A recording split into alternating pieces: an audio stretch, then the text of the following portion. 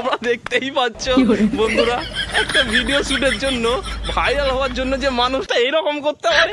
এই বাঁশবাগানের পাতা পুরানো হয়েছে, সে পুরানো পাতা দিয়ে দেখতে পাচ্ছ কি মেঘেছে, কি সেজেছে।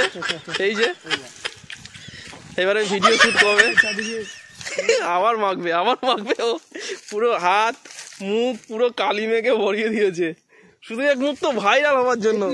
ক্যামেরাটা দেখা না বাড়া, সামনে ক্যামেরাটা দেখা, এবার ভিডিও করতে পারবে তো।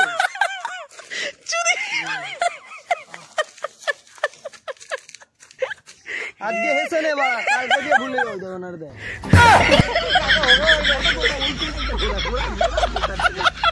উনি একজন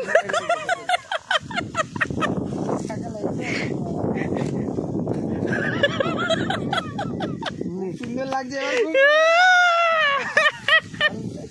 কানগুলা দেখি পরিষ্কার।